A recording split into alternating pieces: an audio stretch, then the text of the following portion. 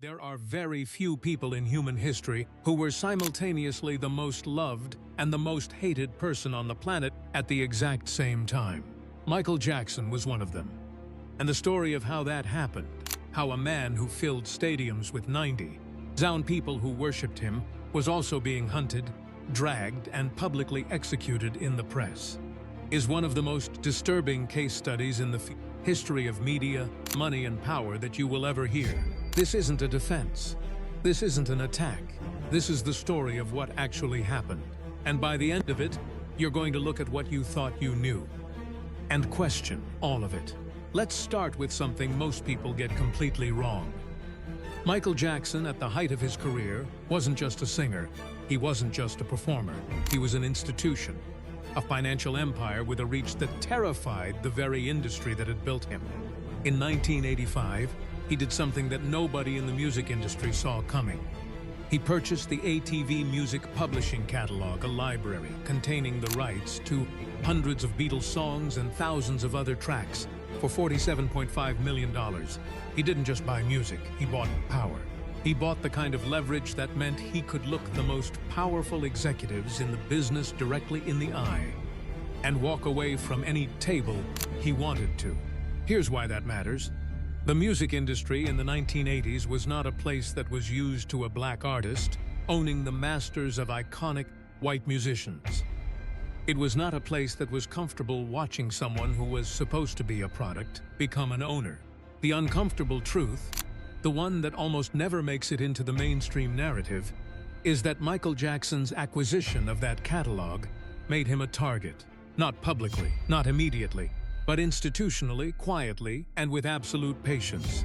Keep that in your mind, because everything that comes next cannot be fully understood without it.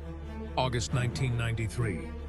Michael Jackson is in the middle of the Dangerous World Tour, the biggest entertainer on the planet, selling out arenas on every continent. Then, without warning, a story breaks. A 13-year-old boy named Jordan Chandler and his father Evan Chandler have accused Michael Jackson of child sexual abuse. The world stopped. Now here is what the headlines told you in 1993, and here is what the headlines left out. What they told you: allegations of abuse, a civil lawsuit, a settlement. Michael Jackson paid money, case closed, he must be guilty. What they left out: the criminal investigation found no physical evidence whatsoever. The father, Evan Chandler, before any of this became public, had been recorded on tape talking to a friend about his plan to destroy Michael Jackson. He said, and this is documented, that if he went through with his accusations, it would be, in his own words, a massacre, and Michael Jackson's career would be over. He had demanded money from Jackson before going to police. That demand was refused. When the civil lawsuit was settled for a reported sum in the range of $23 to $25 million, the press treated it as a confession. But here is the legal reality that almost nobody reported at the time. Civil settlements are not admissions of guilt. They happen every single day in courtrooms across America because fighting a lawsuit, even one you are completely innocent of, can cost more, take longer, and destroy more than simply settling. Jackson's own lawyers advised him to settle precisely because the circus that would surround a prolonged civil trial would have been catastrophic, regardless of the outcome. And then, this is the part that should make you stop and think. Jordan Chandler refused to cooperate with prosecutors after the settlement. The criminal investigation closed. No charges were ever filed from 1993. If the goal was justice, why take the money and then walk away from the criminal case? The media never asked that question. Not loudly enough. Not in 1993. What followed 1993 was a decade-long character assassination unlike anything that had been done to a celebrity in modern history. Tabloids ran story after story. Ex-employees sold allegations. Rumors were recycled as news. And with every headline, something subtle and devastating was happening to public perception. The stories were almost always labeled as allegations. Technically, that's accurate. But when you see the word allegation next to the same person's name 500 times across a decade, your brain stops registering the legal distinction. It just hears the accusation over and over until the accusation becomes the identity. Michael Jackson was being convicted in the court of public opinion without a single criminal charge ever being filed. And he knew it. Private writings from this period describe a man who understood exactly what was happening, who described fame as a sealed world with no exit, who saw forces around him that wanted to dismantle everything he had built. He wasn't wrong. Then came 2003. A documentary filmmaker named Martin Bashir spent 8 months with Michael Jackson and produced a film that would be broadcast globally. Michael had opened his home, his world, and his private thoughts to this man. He trusted him. The documentary showed Michael holding hands with a young boy named Gavin Arvizo and discussing sleeping arrangements. The editing framed it in the most damaging possible light. What Michael said, that sharing his home with children was an act of love and innocence, was shown alongside footage designed to provoke maximum discomfort. Within weeks of that broadcast, a criminal investigation was opened. In 2003, Michael Jackson was arrested, charged on multiple counts including child molestation, administering alcohol to a minor, and conspiracy. He walked out of a police station in handcuffs. The images went around the world in seconds, and then the trial actually happened. Here is what the media reported about the 2005 trial. Day after day of lurid accusations.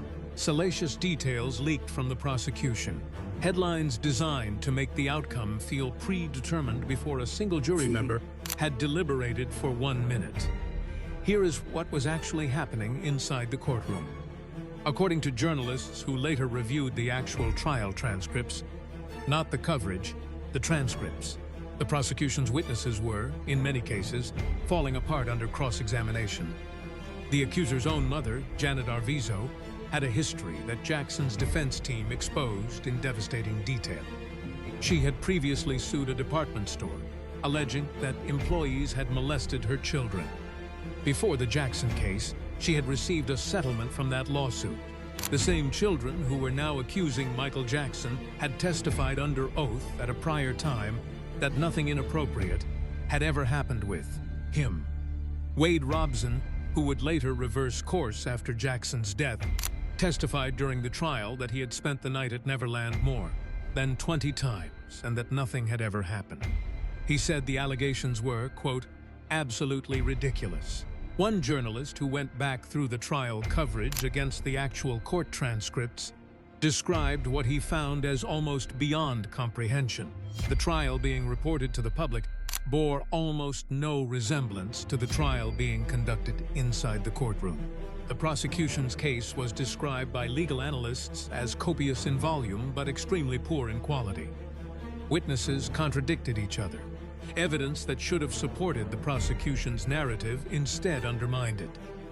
On June 13, 2005, after 7 days of deliberation, in the most conservative county in the state of California, under the most intense media scrutiny imaginable, 12 jurors acquitted Michael Jackson on all 14 counts. Every single one. Not one hung jury, not one count where they couldn't decide. All 14 acquitted. One journalist called the media's coverage of that trial one of the most shameful episodes in journalistic history. Not because the story shouldn't have been covered, but because the coverage wasn't journalism. It was theater, and the audience had been told how the play ended before it began. Now here is where the story gets darker. An acquittal didn't stop it. A unanimous verdict from 12 jurors who sat through 5 months of testimony didn't stop it. The tabloid cycle didn't slow down. The narrative had been set. The image had been burned into global consciousness. And no jury verdict was going to undo that once the machinery had been running for over a decade. Michael Jackson spent the final years of his life in a state that his private writings describe with striking clarity. Not peace, not the comfort of vindication. A man who had fought the largest battle of his life, won it in a court of law, and found that none of it mattered to the world outside. He was $500 million in debt by the final years of his life. The legal costs had been catastrophic. The commercial damage from years of headlines had been severe. He was living outside of America, away from the country that had built him, and then spent years trying to tear him down. He was preparing for the This Is It concert series, 50 sold-out shows in London, when he died on June 25, 2009. He was 50 years old. Here is the question that almost nobody asks loud enough. Why Michael? Why was the machinery so relentless? Why did the coverage not stop after the acquittal? Why were the accusations always found credible enough to dominate headlines, but never credible enough to produce a criminal conviction in 2 separate investigations? Michael Jackson himself hinted at the answer in his writings and in rare interviews. He used a word that made people uncomfortable. He said the word racism. He pointed to the way America and the Western world compresses black men into a fixed set of archetypes: the criminal, the deviant, the threat dressed up as entertainment. And that, no matter how singular the gifts, no matter how many records are sold or stadiums filled, that compression is always waiting in the background like a trap door. He also pointed to his catalog, to the ATV music publishing deal, to the people who had wanted that asset and never stopped wanting it. These weren't the ravings of a paranoid man. These were the observations of someone who had watched the most powerful forces in the music industry operate up close for 30 years. The real tragedy of Michael Jackson is not what happened in courtrooms. It is what happened in the space between verdicts and headlines. The gap between what was proven and what was believed. The distance between the man who filled journals with dreams and humanitarian visions in the quiet of the night and the cartoon monster the press had decided to sell. He died with the full force of that narrative still pressing down on him. And the music, the actual reason any of this story exists at all, kept playing, keeps playing. In arenas and restaurants and car speakers, and in the memories of people who were there for the moonwalk, for Thriller, for Billie Jean. Some stories don't have clean endings, but every story deserves to be told honestly. Now you've heard the part of this one that most people never do.